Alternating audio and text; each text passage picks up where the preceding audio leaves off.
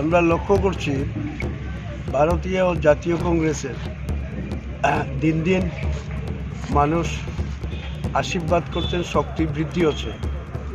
এতে ভীত সন্ত্রস্ত বিজেপি, বিশেষ করে 56 বিধানসভা এলাকার যিনি ডেপুটি স্পিকার, ওনার নেতৃত্বে সেখানে সন্ত্রাসের রাস্তা ওরা বেছে নিয়েছে।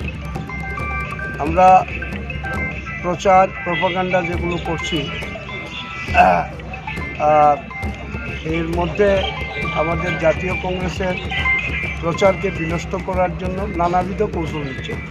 ইতিমধ্যেই যে সমস্ত এলাকায় আমাদের ভারতের জাতীয় কংগ্রেসের পতাকায় সুসজ্জিত করা হয়েছে, বেশ কিছু এলাকায় এই পতাকাগুলো উপড়ে ফেলে দেওয়া হয়েছে।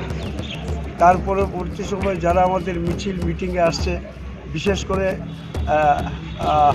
নোয়াপাড়া এলাকায় কিছু বাড়িতে হুমকি দেওয়া হচ্ছে যাতে জাতীয় কংগ্রেসের মিছিল মিটিংয়ে না আসে।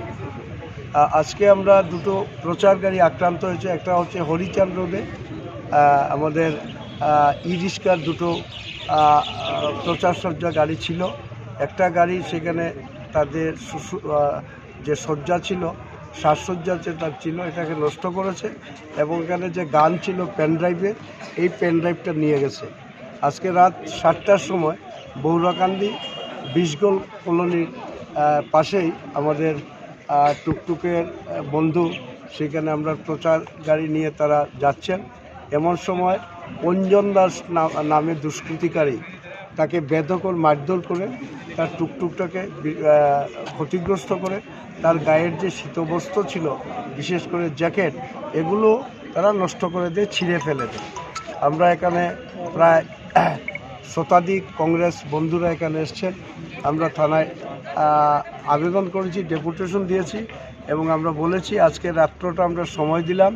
এই সময়ের মধ্যে উপযুক্ত ব্যবস্থা, আইন অনুযায়ী ব্যবস্থা নির্বাচন কমিশন গ্রহণ করবেন, এই বিশ্বাস আমাদের আছে।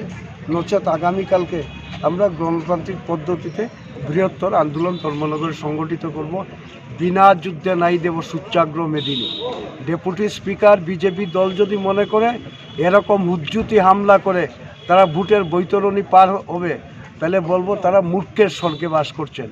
এটা পৌরসভা নির্বাচন নয়, এটা পঞ্চায়েত নির্বাচন নয়, এটা বিধানসভা নির্বাচন।